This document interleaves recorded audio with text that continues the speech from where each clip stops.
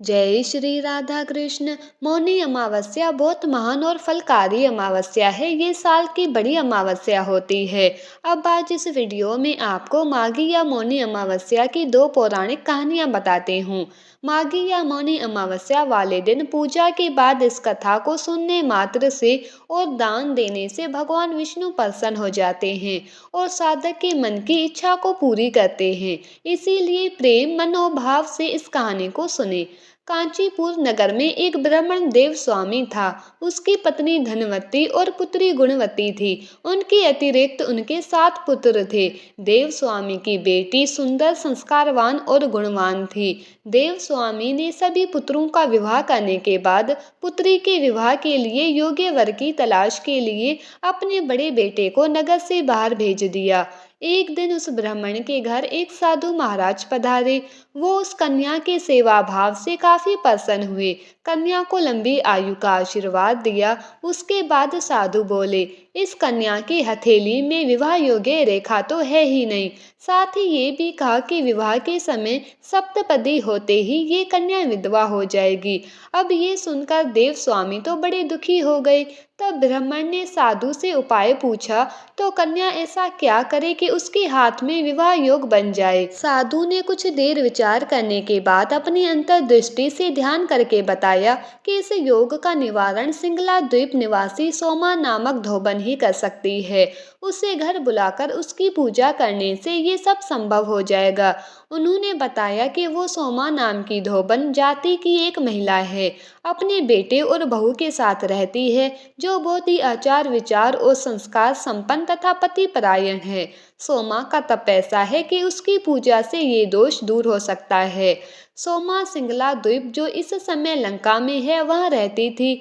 ये सुनकर देव स्वामी ने अपने सबसे छोटे बेटे के साथ पुत्री गुणवती को सोमा धोबन को घर लाने के लिए सिंगला द्वीप भेज दिया। वो दोनों समुद्र तट पर पहुंचे और समुद्र को पार करने का उपाय सोचने लगे, क्योंकि उस समय तो कोई ऐसा नौका मार्ग था नहीं। लेकिन कोई उपाय उन्हें सूझ ही नहीं रहा था। तो दोनों भाई बहन भूखे प्यासे एक वट वृक्ष की छाया में उदास होकर बैठ गए। उस वट वृक्ष पर एक गिद्ध का परिवार रहता था। उसके बच्चों ने देखा कि दोनों भाई बहन दिन भर परेशान रहे।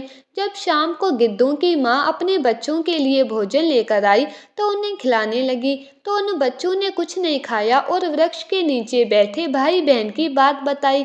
बच्चों की बातें सुनकर उनकी माँ को दया आ गई। जब दया आई और ममता के वशीभूत होकर गिद्ध माता उनके पास आई और बोली कि मैंने आपकी इच्छाओं को जान लिया है।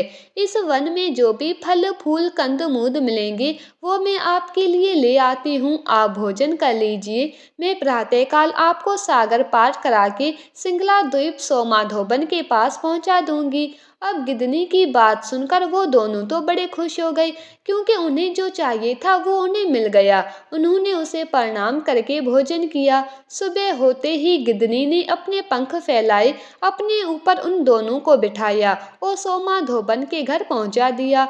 वहाँ उन्हें सोमा का घर भी बढ़िया आसानी से मिल गया। दोनों भाई बहन सोमा के घर पहुंचे, लेकिन उसे प्रसन्न करने हेतु दोनों भाई बहनें छिपकर ही कुछ योजना बनाई, क्योंकि ऐसे जाकर किसी को बोलोगे तो वो आएगा नहीं। वो दोनों रोज सुबह उठ के सोमा का घर झाड़ पोंछ के अच्छे से लीप देते थे। दोनों बिना बताए रोज सुबह सोमा के घर को लीपने लगे। एक दिन सोमा ने अपने बहुओं से पूछा कि हमारे घर को कौन लीपता है। सोमा से झूठी प्रशंसा पाने के लिए सभी ने कहा कि हमारे सिवा और कौन कर सकता है इस काम को। पर सोमा को उनकी बातों पर विश्वास नहीं हुआ, क्योंकि इसे पता था सब कैसे हैं। इसीलिए एक रात उसने जाकर उन लोगों को खुद ही देखने की कसम खाई कि कौन ऐसा कर सकता है। तब अपनी आंखों से उसने उन दोनों भाई बहनों को ये काम करते देखा। ऐसा करने का कारण पूछने पर भाई ने सोमा को अपनी बहन की सारी बात बता दी। सोमा धोबन पति परायण थी, उसमें तेज था। वो तैयार हो गई मदद के लिए। सोमा ने उनके श्रम साधना और सेवा से प्रसन्न होकर उचित समय पर उनके घर पहुंचाने का वरदान दिया। कन्या के वैद्य दोष निवारण का आश्वासन भी दे दिया, मगर भाई ने उसे अपने साथ ही चलने का आग्रह किया। आग्रह करने पर सोमा धोबन उसके साथ चल दी। चलते चलते सोमा धोबन ने बहुओं से कहा कि मेरी अनुपस्थिति में यदि कुछ अनहोनी हो जाती है, किसी का देहांत हो जाता है, उसके शरीर को नष्ट मत करना, मेरा इंतजार करना। और फिर सोमा धोबन भाई बहन के साथ कांचीपुर नगर पहुंच गई। सोमा धोबन को घर लाकर उसकी पूजा की। उसके बाद ब्राह्मण देव स्वामी की पुत्री का विवाह हुआ। दूसरे दिन गुणवती का विवाह कार्यक्रम तय हो गया। सप्तपदी होते ही उसकी पति की मृत्यु हो गई। तब सोमा ने गुणवती को अपने पुण्य का फल देने का दान दिया। इससे उसका पति जीवित हो गया। इसके बाद सोमा धोबन उन दोनों को आशीर्वाद देकर सिंगला द्वीप वापस चली गई। सोमा का पुण्य चले जाने से उसके पुत्र, दामाद और पति की मौत हो गई। उस दिन माघी या मौनी अमावस्या थी। ब्राह्मण के घर मिले पुए पकवान की जगह उसने ईंट के टुकड़ों से 108 बार पीपल की भंवरी परिक्रमा देकर पीपल की परिक्रमा की। ऐसा करने से उसके पुण्य फल उसे फिर से प्राप्त हो गए। उसके पति, पुत्र और दामाद फिर से जीवित हो गए।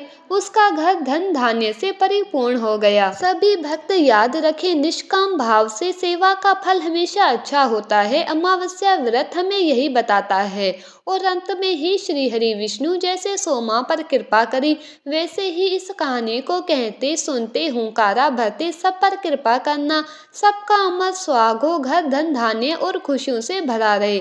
आपकी भक्ति प्रेम हमें मिलता रहे। आप सभी पीपल की 108 परिक्रमा जरूर करना मौनी अमावस्या पे। किसी समय किसी गांव में एक ब्राह्मण परिवार रहता था। उसके घर में कोई भी संतान नहीं थी। इसी से वो दोनों बड़े दुखी रहते थे। हर प्रकार से संतान प्राप्ति के उपाय करते रहते थे, लेकिन उनकी मनोकामना पूरी नहीं हो रही थी। एक समय माघ का पावन महीना चल रहा था। शाम की पूजा करके ब्राह्मण देव जो थे घर के आंगन में बैठे हुए थे। तभी वहां पर एक वृद्ध संत उनके पास आए। ब्राह्मण ने संत का खूब आदर सत्कार करके उन्हें जिमाया और रात में अपने घर पर ही रुकवाया। सुबह जब संत जाने को हुए तो ब्राह्मण दंपति ने उनका आशीर्वाद लिया। संत बोले, मैंने तुम्हारे दुखों को जान लिया है। पिछले जन्मों के कर्मों से तुम्हारे भाग्य में संतान सुख नहीं है, पर अगर पितरों की कृपा तुम पर रही तुम्हें ये सुख मिल सकता है। ब्राह्मण देव ने पूछा कि महाराज हमें क्या करना होगा? तो संत बोले, 3 दिन बाद माघ मास की अमावस्या आएगी, जिसे मौनी अमावस्या कहते हैं। इस दिन पितृलोक धरती के बहुत करीब होता है। इसीलिए अपने पितरों को प्रसन्न करने के लिए इस दिन तुम दोनों गंगा स्नान करके पितरों के निमित्त तर्पण करना, पीपल की परिक्रमा करना और गंगा जी में दीपदान करके कुछ दान दक्षिणा जरूर देना। शाम को घर की दक्षिण दिशा में पितरों के निमित्त दीपदान करना। इससे तुम्हारी इच्छा पूरी हो जाएगी। ब्राह्मण ने संत की बात मानते हुए माघ अमावस्या के दिन गंगा स्नान करने के लिए काशी जाने का निश्चय किया। जब वो काशी पहुंचे और गंगा जी में स्नान किया तो उन्होंने गंगा माता से आशीर्वाद लिया। इसके बाद उन्होंने अपने पितरों के लिए तर्पण किया, दान आदि किया। इस पुण्य कार्य के बाद ब्राह्मण के घर में संतान की प्राप्ति हो गई। इस घटना के बाद माघ अमावस्या का महत्व और बढ़ गया। ये दिन पितरों की शांति, मोक्ष और आत्मशुद्धि के लिए समर्पित किया जाने लगा। इस दिन लोग गंगा नदी, यमुना नदी या किसी भी पवित्र नदी में स्नान करने के बाद तर्पण और दान जरूर करते हैं। हे माघ मास के ठाकुर, हे पितृदेव, इस कहानी को कहते सुनते हुंकारा भरते सब पर कृपा बनाए रखना, अपना प्रेम और आशीर्वाद देना। बोलो लक्ष्मी नारायण भगवान की जय, मोर मुकुट बंसी वाले की जय, वृंदावन बिहारी लाल की जय। इन कहानियों को शेयर करके सब तक पहुंचाए, ये भी पुण्य कार्य है। Please like, share and subscribe. Radhe Radhe.